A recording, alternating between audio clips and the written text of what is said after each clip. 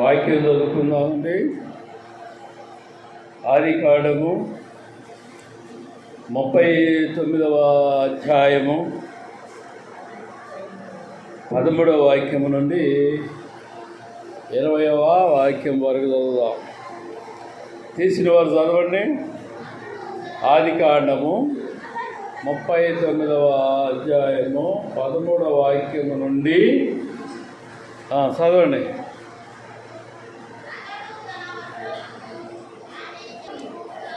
అతడు తన వస్త్రమును ఆమె చేతిలో విడిచి తప్పించుకొని పోవుట ఆమె చూసినప్పుడు తన ఇంటి మనుషులను పిలిచి, చూడుడి, అతడు మనలను ఎగతాళి చేయుటకు ఒక హెబ్రీయుని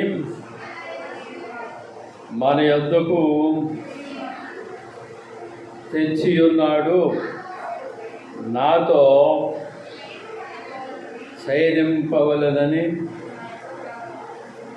వీడు నా యొద్దకు రాగా నేను పెద్ద కేక వేసి తిని, నేను బిగ్గరగా కేక వేయుట వాడు విని నా దగ్గర తన వస్త్రమును విడిచిపెట్టి తప్పించుకొని బయటికి పారిపోయానని వారితో చెప్పి, అతని యజమానుడు ఇంటికి వచ్చు వరకు అతని వస్త్రము తన దగ్గర ఉంచుకొనెను. అప్పుడు ఆమె తన భర్తతో ఈ మాటల చొప్పున చెప్పెను, నీవు మన యొద్దకు తెచ్చిన ఆ హెబ్రీ దాసుడు నన్ను ఎగతాళి చేయుటకు నా యొద్దకు వచ్చెను. నేను బిగ్గరగా కేక వేసినప్పుడు వాడు తన వస్త్రము నా దగ్గర విడిచిపెట్టి తప్పించుకొని బయటికి పారిపోయేనెను. కాబట్టి అతని యజమానుడు, ఇట్లు నీ దాసుడు నన్ను చేసినని తన భార్య తనతో చెప్పిన మాటలు విన్నప్పుడు కోపముతో మండిపడి అతనిని పట్టుకొని రాజు ఖైదీలు బంధింపబడు చెరసాలలో వేయించెను. అతడక్కడ చెరసాలలో ఉండెను. ఇది వాక్యం. పోతీఫరు భార్య యోసేపుపై నింద మోపింది. పోతీఫరు భార్య అని ఈ వాక్యంలో మనము గమనించవచ్చు. ఆ నిందను తన భర్తకు తెలియజెప్పింది అన్నట్టు. ఆమె భర్త కోపము రగిలింది. యోసేపు సావాలని అక్కడ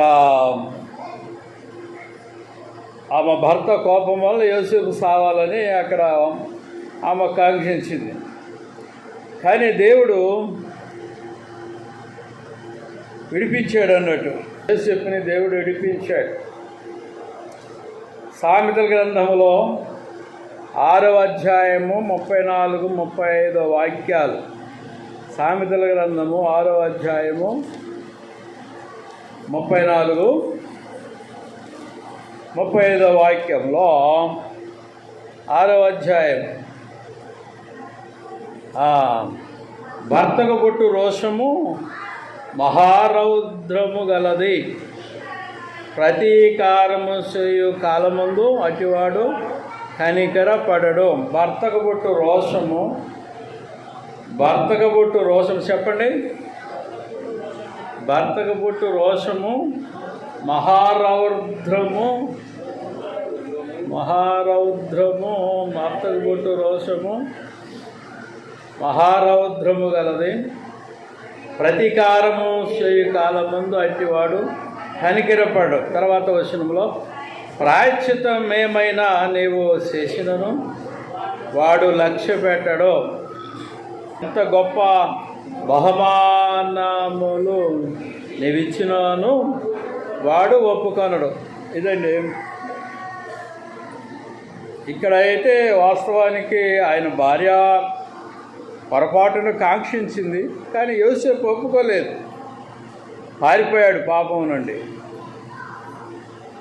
అయితే ఇక్కడ వాక్యంలో ఏమంటున్నాడంటే, సర్వసాధారణంగా మనం ఆలోచించవలసింది ఏంటంటే, భర్తకు పుట్టు రోషము బహురౌద్రము గలది. ఉదాహరణ చెప్తున్నాను. ఎవరి భార్య అయినను పాపములో ఇరకపోయింది అనుకుందాం, అది భర్తకు తెలిసింది.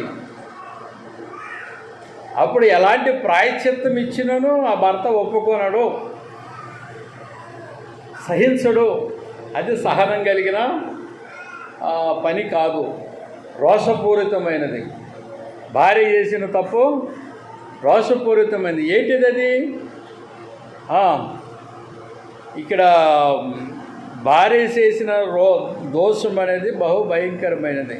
అది భర్తకు తెలిసినప్పుడు రోషం కలిగిస్తుందని చెప్పబడుతుంది. అందుకని స్త్రీలు అనబడిన వారు ఎట్టి దోషాలంటే, ఇక్కడ పోతీఫరు భార్య ఎలాంటి దోషాన్ని కోరుకున్నదో, ఎలాంటి తప్పు చేయాలని కోరుకున్నదో అలాంటి దోషాల్లోకి ఎవరు కూడా, ఏ స్త్రీలు కూడా వెళ్ళకూడదని వాక్యం నేర్పిస్తుంది. దేవునికి స్తోత్రాలు. అయితే దేవునికి స్తోత్రం. యోసేపు అన్యాయపు తీర్పు పొందాడు. కీర్తన 105లో గమనిస్తే 18వ వాక్యంలో, కీర్తన 105 18వ వాక్యం ఏమంటుంది? కీర్తన గ్రంథము 105 18వ వాక్యం ఏమన్నాడు? వారు సంఖ్యల చేత అతని కాళ్ళు నొప్పించిరి. యోసేపు కాళ్ళు నొప్పించిరు. సంఖ్యల చేత అతని కాళ్ళు నొప్పించిరి.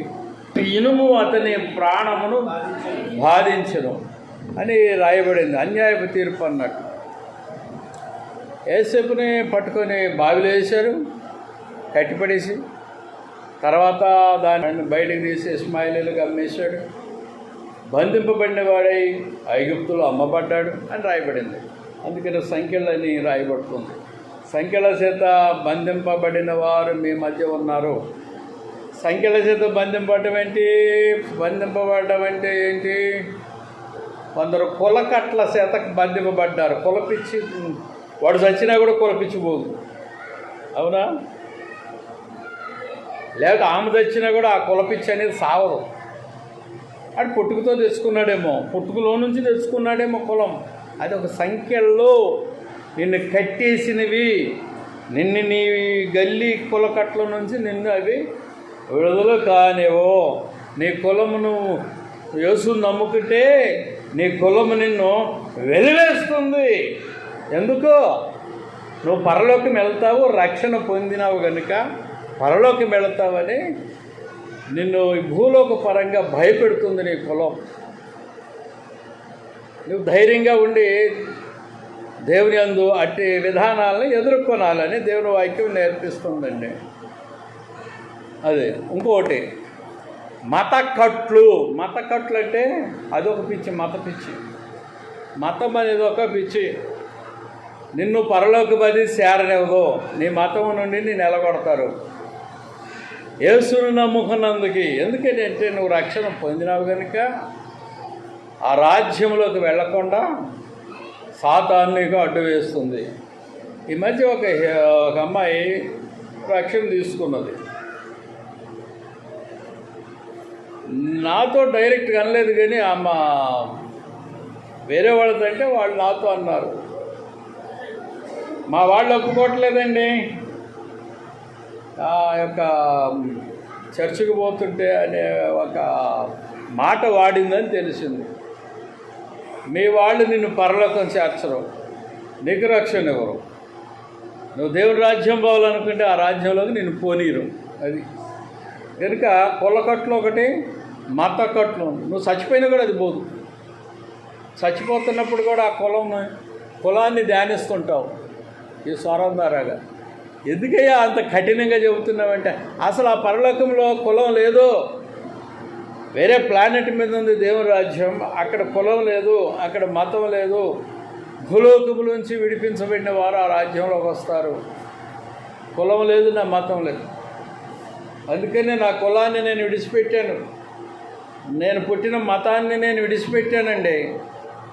నా తండ్రి నా తల్లి పెద్దగా ఇబ్బంది పెట్టలేదు, కానీ తండ్రి నన్ను ఇబ్బంది పెట్టారు. నా తండ్రి నన్ను ఇబ్బంది పెట్టాడు. మరి వాళ్ళ అన్నదమ్ములు ఏమన్నా చిన్నమ్మ కొడుకులు పెద్దమ్మ కొడుకులు వాళ్ళు కనుక, మా నాన్నకి అన్నదమ్ములు తోడబెట్టిన వాళ్ళు లేరు, ఒక అక్క ఉంది.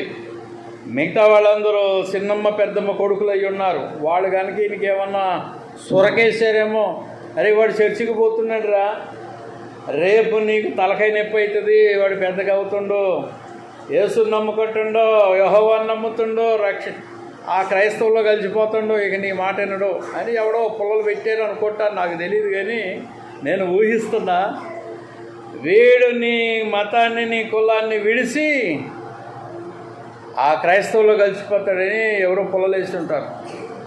అయితే కులము దేవుని రాజ్యం చేర్చదు, మతం దేవుని రాజ్యం చేర్చదు. నువ్వు లెక్క చెప్తావు, దేవుని దగ్గర లెక్క చెప్తావు. నీలో ఎంత రసం ఉందో, కులం రసం మతం రసం, అదంతా దేవుని దగ్గర పిండబడుతుంది. భౌతికంగా కనపడటానికి ఏ భేదం లేనట్లు కానొస్తున్నావు, కానీ అంతరంగంలో ఏముందో దాగి అది పెరికి వేయబడాలి. కనుక దేవునికి స్తోత్రంలో 2 కట్లు ఉన్నాయి ఇండియాలో. ఒక ఆత్మరక్షణ పొందకుండా 2 కట్లు అడ్డం వస్తున్నాయి, కులకట్టు మత కట్టు.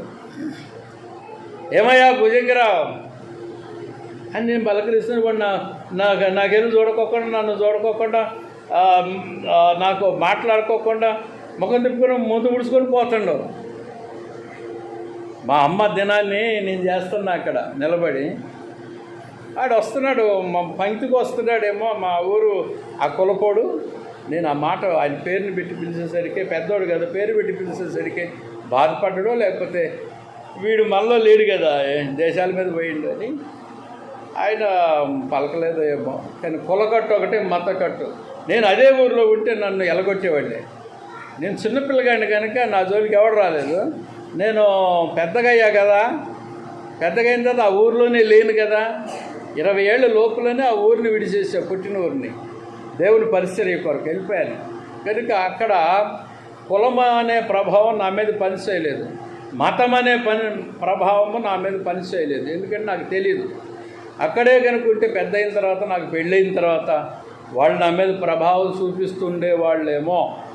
వాళ్ళ కులములోకి, వాళ్ళ మతాల్లోకి, వాళ్ళ పద్ధతుల్లోకి నేను వెళ్ళనందుకు నా మీద ప్రభావం చూపెట్టేవాళ్ళేమో. అక్కడ లేను కనుక అవన్నీ నా మీదకి రాలేదు. దేవునికి స్తోత్రాలు. మీ గ్రామాల్లో ఇవన్నీ మీరు అనుభవించబడుతుంది, ఎందుకంటే నీ గ్రామంలోనే ఉన్నావు కదా, అనుభవించబడుతుంది. కులకట్టు మతకట్టు హిందూ దేశాన్ని పాలిస్తుంది.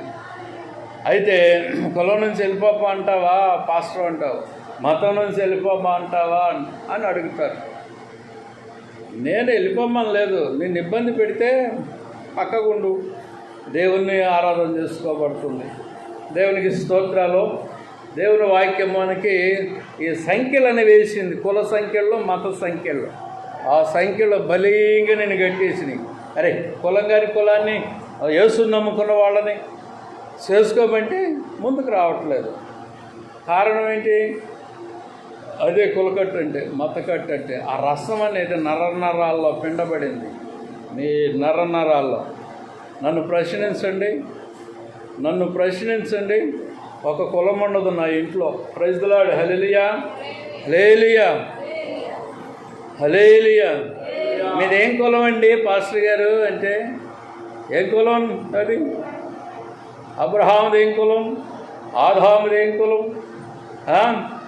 నోవాది ఏం కులం? ఇలా ప్రశ్న అడగబడుతుంది. దేవునికి స్తోత్రాలు. దేవుని యొక్క వాక్యములో మంచి పనులు చేసిన వారు ఇనుప సంఖ్యల చేత బంధింపబడతారు, ఇనుప సంఖ్యల చేత బంధింపబడతారు. మన ప్రభు అన్యాయపు తీర్పునందాడు. యెషయా గ్రంథం 53:8 వాక్యం అందరికీ తెలుసు. అక్కడ వచ్చిన ఎలా ఉందో. 53:8 వాక్యంలో,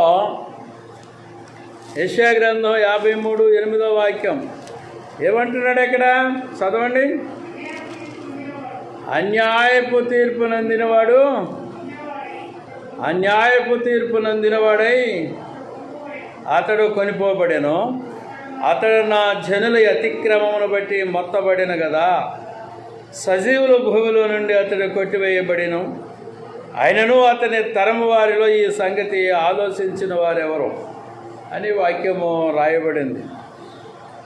అన్యాయపు తీర్పు ప్రభు అయిన యేసుక్రీస్తు పొందాడు. అన్యాయపు తీర్పు, అన్యాయమైన తీర్పు కాదు.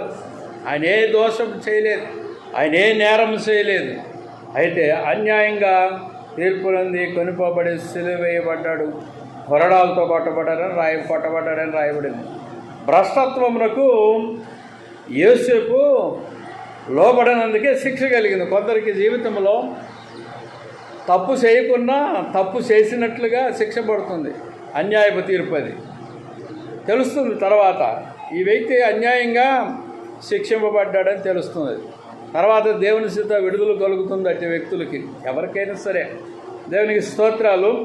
అన్యాయంగా కొందరు శిక్షింపబడతారు, అన్యాయంగా దూషింపబడతారు, అన్యాయంగా తిట్టబడతారు. ఒకడు అన్యాయంగా నన్ను ఒక నేరంలో ఇరికించాలనుకున్నాడు. నన్ను సమాన వయస్కులం, నేను కొంచెం చిన్నవాడిని. ఆ గదిలో పడుకున్న తర్వాత నాకు నిద్ర రావట్లేదు. చలికాలం.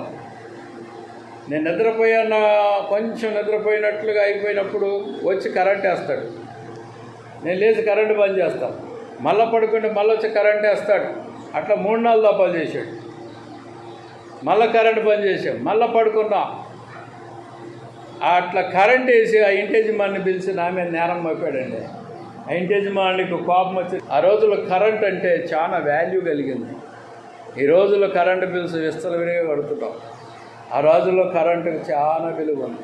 నా జీవితంలో అన్యాయంగా నా మీద తప్పు మోపబడింది. ఆ ఇంటి యజమానుడు కోపపడ్డాడు. కొన్ని పరిస్థితుల్లో అన్యాయంగా మనము తీర్పు పొందుతాం. అన్యాయంగా మన మీద నేరం మోపబడుతుంది కొన్ని పరిస్థితుల్లో. అయితే పౌలు సువార్త ప్రకటించినందుకే గొలుసులతో బంధించబడ్డాడు. సువార్త ప్రకటించినందుకు గొలుసులతో బంధించబడ్డాడు. పౌలు అనే ఈ సౌలను పడిన ఈ పౌలు బైబిల్లో అపోస్తులుడు అంటారు ఆయన. దేవునికి స్తోత్రములు. సాతాను బంధకములలో కూడా పోబోతుంది రానున్న రోజుల్లో. ప్రకటన గ్రంథం 20వ అధ్యాయంలో 1 నుంచి 2 వాక్యాలు గమనిస్తే అక్కడ సాతాను వాడు అపరాధియే, సాతానియే, వాడు చేసిన దోషానికి బంధింపబడుతుందని వాక్యం రాయబడింది. ఇక్కడ 2 సందర్భాలు గ్రహించవచ్చు. ఒక సందర్భమేమో తప్పు చేయకుండా నేరాన్ని అనుభవించడం, ఒక సందర్భమేమో తప్పు చేసి నేరం అనుభవించడం. ఇక్కడ సాతాన్ అనేది తప్పు చేసి శిక్షను అనుభవిస్తుంది సాతాన్. ఇక్కడ ప్రకటన గ్రంథంలో 20వ అధ్యాయం 1-2 వచనాల్లో రాయబడింది. యోసేపుకు కలిగిన బంధకములను బట్టి అతడు కృంగలేదని రాయబడుతుంది. యోసేపుకి బంధకాలు కలిగినాయి. సామెతల గ్రంథంలో 24వ అధ్యాయం 10వ వాక్యం. సామెతల గ్రంథము 24వ అధ్యాయము 10వ వాక్యములో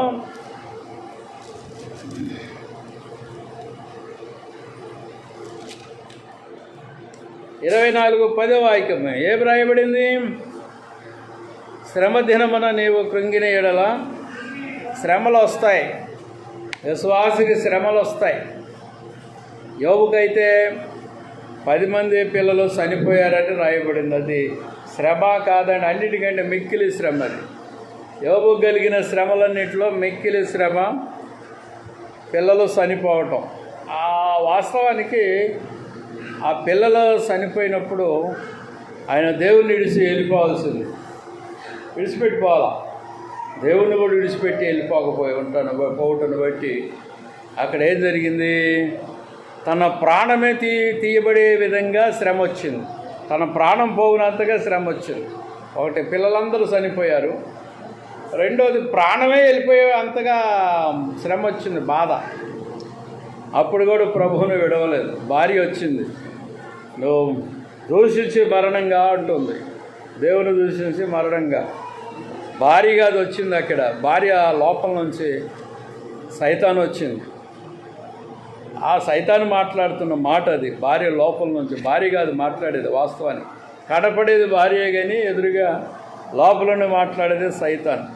నువ్వు పిల్లలు చనిపోయినా కూడా నీవు దేవుని విడిచిపెట్టవా? తర్వాత నీ ప్రాణం పోనంతగా ఆయాసం కలుగుతున్నా దేవుని విడిచిపెట్టవా? మరి ఇంక దేని చేత నువ్వు దేవుని విడిచిపెడతావు అన్నట్టుగా ఆ యోబు భార్యలోని సాతాను మాట్లాడుతుంది.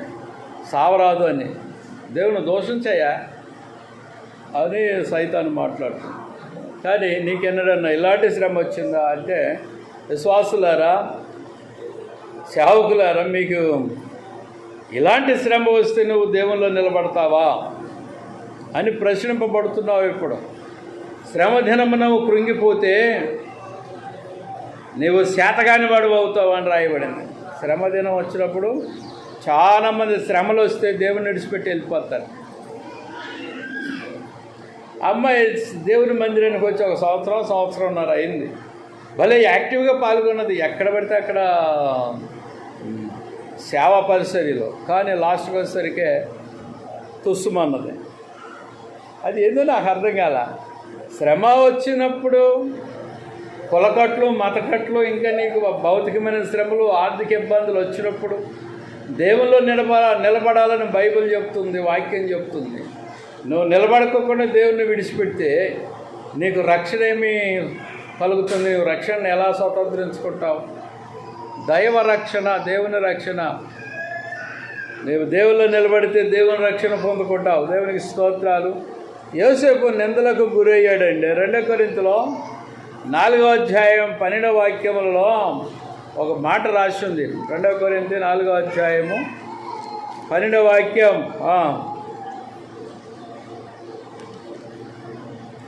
4:12 మీరు సురుకులేరండి. కావున మాలో మరణమును మీలో జీవమును కార్యసాధకమగుచున్నవి. మీలో జీవం, మాలో మరణం కార్యసాధకం. జీవం జీవం జీవం మరణం. మాలో మరణం, మీలో జీవం. అంటే పౌలు గారు అంతగా తెగించాడు. సావటానికైనా సిద్ధమే కానీ ప్రభువుని విడుచుటకు ఇష్టం లేదు. మరణమైనను ఈ లోకంలో నీకు కలుగుతున్న రకరకాల శ్రమలు ఉన్నాయి. రకరకాల శ్రమలు మీ గల్లీలో కానీ, ఊళ్ళో కానీ, దేశం మీద రకరకాల శ్రమలు. అవన్నీ వచ్చినప్పుడు ప్రభువుని విడిచిపెట్టాలనిపిస్తుంది. ఇంకెందుకు లే ప్రభు అంటారు, ఆరాధనలు మానుకుంటారు, దేవుని విడిచిపెడతారు. అలాంటిది బాగలా. రక్షణ ఉండదు. దేవుని రక్షణలో నువ్వు కొనసాగాలంటే, దేవుని రక్షణ స్వతంత్రించుకోవాలనంటే, నువ్వు ఎలాంటి శ్రమలైనా వచ్చినాను, ఎలాంటి శ్రమలు వచ్చినాను దేవుని యందు నిలబడవలని వాక్యం బోధిస్తుంది. దేవునికి స్తోత్రం. హల్లెలూయా, హల్లెలూయా. తర్వాత 21వ వచనం నుంచి ఆదికాండము 39వ అధ్యాయము 21వ వచనం నుంచి మన 23వ వచనం వరకు చదువుదాం. 39వ అధ్యాయం ఆదికాండము. ఈ 2 వచనాలు ముగిస్తా. ఆదికాండము 21వ వచనం నుండి. అయితే యెహోవా యోసేపునకు తోడయుండి అతని యందు కనికరపడి అతని మీద ఆ చెరసాల యొక్క అధిపతికి కటాక్షము కలుగునట్లు చేసెను. చెరసాల అధిపతి ఆ చెరసాలలోనున్న ఖైదీలందరినీ యోసేపు చేతికి అప్పగించడం. వారక్కడ ఏమి చేసిరో అదంతయో అతడే చేయించువాడు. యెహోవా అతనికి తోడయ్యుండెను గనుక ఆ చెరసాల అధిపతి అతని చేతికి అప్పగింపబడిన దీని గురించి విచారణ చేయక ఎండును. అతడు చేయనది యావత్తు యెహోవా సఫలమగినట్లు చేసెను. కనికరింపడ్డాడు. యోసేపుని కనికరించాడు దేవుడైన యెహోవా. చెరసాలాధిపతికి ప్రేమ కలిగినట్లు చేశాడు. యోసేపు చెరసాలలో ఉన్నప్పుడు దేవుడు అతనికి తోడుగా ఉండి కాపాడినాడని వాక్యం బోధిస్తుంది. దేవునికి స్తోత్రాలు. ఇశ్రాయేలీలు అగ్ని వంటి శ్రమల్లో ఉన్నప్పుడు దేవుడు శ్రమల నుండి విడిపించాడు. నిర్గమాకాండంలో 3వ అధ్యాయం 1 నుంచి 8వ వచనం వరకు చదువుకున్నప్పుడు మీరు చదువుకొని చాలా వచనాలు ఉన్నాయి. ఈ యొక్క ఇశ్రాయేలీలు శ్రమల్లో ఉండగా దేవుడు విడిపించడం గురించి రాసి ఉంది. దేవునికి స్తోత్రాలు. షడ్రక్ మేషక్ అబేద్నెగో దానియేలు అనే వారితో ఉండి దేవుడు కాపాడినాడండి.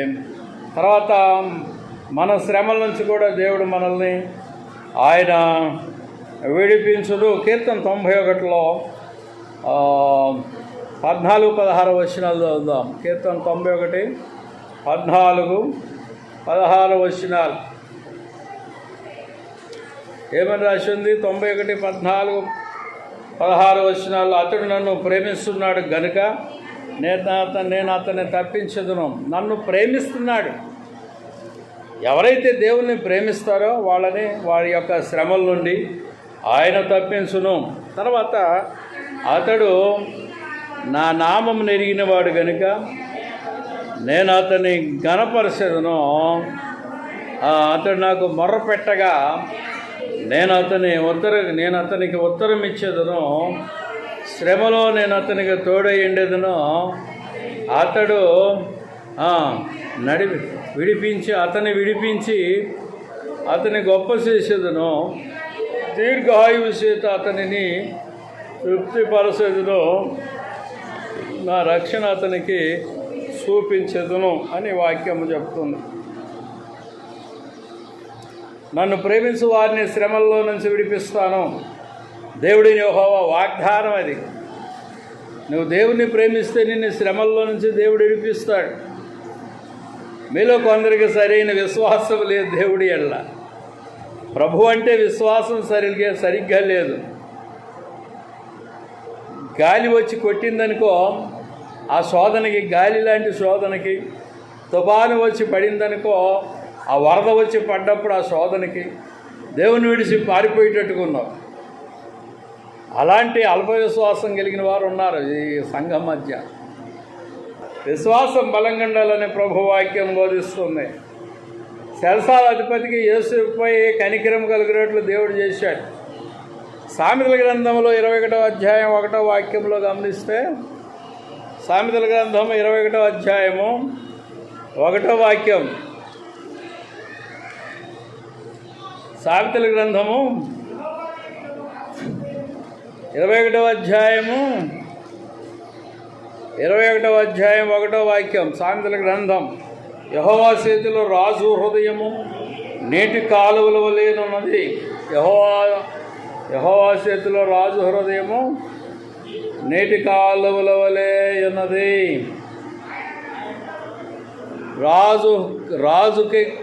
రాజుకి ఉన్న హృదయము నీటి కాలువని ఎటు మలిపితే అటు వెళుతుంది. అలానే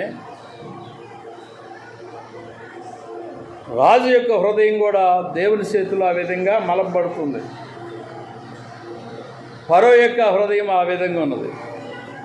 యోసేపు ఏళ్ల ఫరో హృదయం ఆ విధంగా మలసబడిందని చెప్పబడుతుంది. అలాగే ఐగుప్తీలకు